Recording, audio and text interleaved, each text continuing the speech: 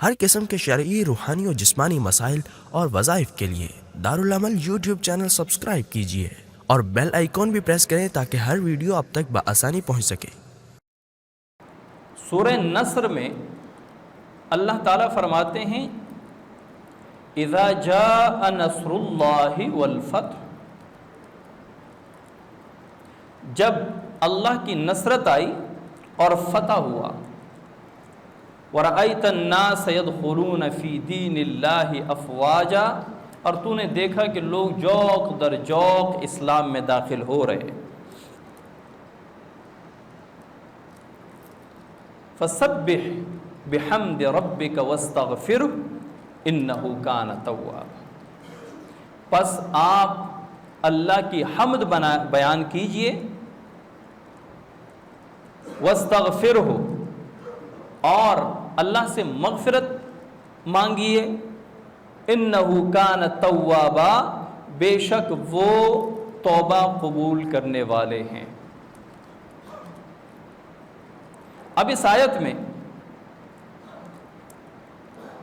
آپ یہ دیکھیں کہ اللہ تعالیٰ نے رسول اللہ صلی اللہ علیہ وسلم کو نصرت اور فتح مکہ کا تذکرہ فرمایا کہ جب اللہ کی مدد آئی اور اللہ تعالیٰ نے فتح عطا فرما دی، اور جب تو دیکھے کہ لوگ جوق در جوق اسلام میں داخل ہو رہے، تو نے دیکھا کہ لوگ جوق در جوق اسلام میں داخل ہو رہے ہیں، تو اب کیا کرنا ہے؟ فَسَبِّحْ بِحَمْدِ رَبِّكَ وَاسْتَغْفِرْهُ إِنَّهُ كَانَ تَوَّابًا۔ اب ان آیات کو ہم فٹ کریں گے 14 اگست کی پاکستان میں منانے والی آزادی۔ ایک فتح مکہ تھا کہ جب اللہ تعالیٰ نے حضور صلی اللہ علیہ وسلم کو تقویت بخشی اور 10,000 جان نثاروں کا دستہ لے کر مکہ مکرمہ کی طرف روانہ ہوئے، اور حضرت عباس رضی اللہ تعالیٰ عنہ یہ آگے جا کے رسول اللہ صلی اللہ علیہ وسلم سے ملے اور اسلام قبول کیا، مسلمان ہوئے۔ اس کے بعد ابو سفیان جو مسلمانوں کی لشکر کو دیکھنے کے لیے نکلے تھے، ان کو آپ صلی اللہ علیہ وسلم کے پاس لایا گیا، آپ صلی اللہ علیہ وسلم نے انہیں معاف کر دیا۔ آپ صلی اللہ علیہ وسلم کی ان عالی اخلاق کو دیکھتے ہوئے حضرت ابو سفیان رضی اللہ تعالیٰ عنہ نے بھی کلمہ پڑھ لیا، مسلمان ہو گئے۔ اور آپ صلی اللہ علیہ وسلم نے اب یہاں کیا کیا؟ حضرت عباس اور حضرت ابو سفیان رضی اللہ تعالیٰ عنہما کو حکم دیا کہ اس چوٹی پر چڑھ کر مسلمانوں کی عظمت اور شان کو دیکھتے جاؤ، چونکہ وہ نئے مسلمان ہوئے تھے۔ وہ دونوں صحابہ چوٹی پر چڑھے اور مسلمانوں کی شان و شوکت اور اس دبدبے کو دیکھ رہے تھے کہ جب وہ مکہ میں داخل ہو رہے تھے۔ یہ کون سے صحابہ تھے؟ یہ وہ صحابہ تھے جن کو مکہ والوں نے ہجرت پر مجبور کیا تھا، جن کے گھر بار، سامان، پراپرٹی، سارا کچھ قریش مکہ اور مشرکین کے پاس آ گیا تھا۔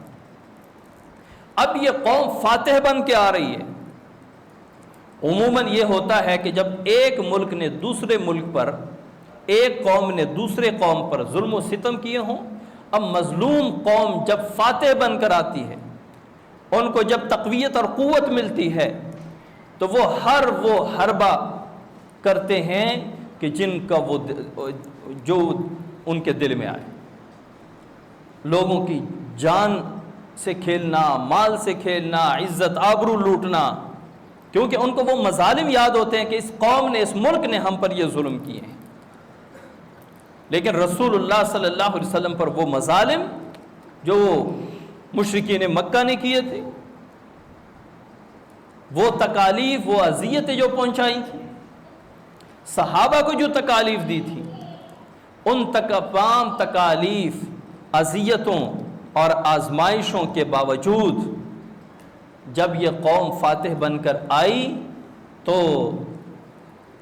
انہوں نے نہ کوئی مال لوٹا، نہ عزت پر آنچ آئی کسی کی، بلکہ آ رہے ہیں فاتح بن کر اور سیدھے بیت اللہ شریف میں داخل ہو گئے۔ آپ صلی اللہ علیہ وسلم نے چاشت کی نماز پڑھی، 8 رکعت نماز پڑھی۔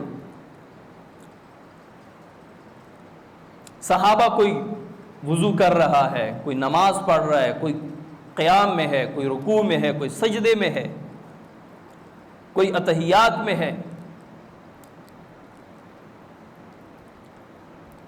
تو اس وقت جو مشرکین تھے وہ حالات کا جائزہ لے رہے تھے، چپکے سے آ کے دیکھ رہے تھے کہ فاتح قوم ہمارے ساتھ کرتی کیا ہے۔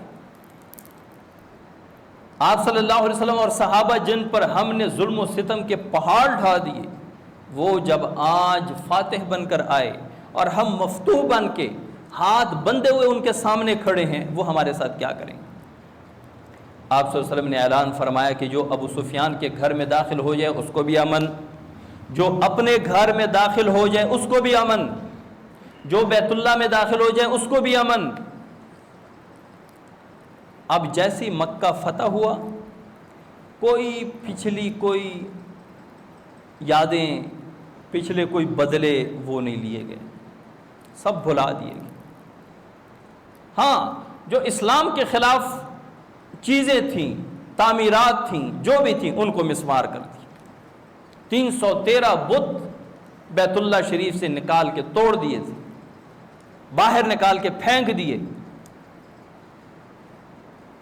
کیا پتہ چلتا ہے؟ یہاں پہ 2 چیزیں ہیں، ایک قرآن کی آیت ہے سورہ نصر، اور ایک ہے آپ صلی اللہ علیہ وسلم کی فتح مکہ کا واقعہ۔ فتح مکہ میں جب آپ صلی اللہ علیہ وسلم فاتح بن کر آ گئے، اس مسلمان قوم کو مشرک قوم سے آزادی مل گئی، تو انہوں نے کیا کیا؟ اس ریاست میں سب سے پہلے انہوں نے اسلامی قوانین نافذ کیے، غیر شرعی امور کو ختم کر دیا۔